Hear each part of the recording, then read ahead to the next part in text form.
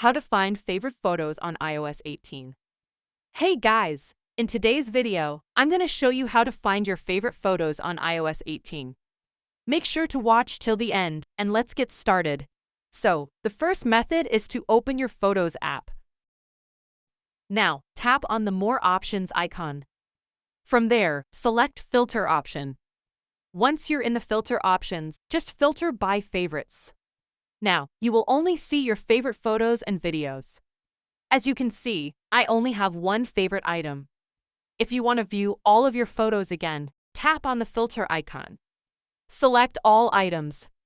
Another way to find your favorites is through the pinned collection. When you open the Photos app, scroll down to the Pinned Collections section. Here, you'll see an option for favorites. And that's it. So, that's how you can find favorite photos on iOS 18. Make sure to hit the like button, share, and subscribe for more tech fixes. See you in the next video.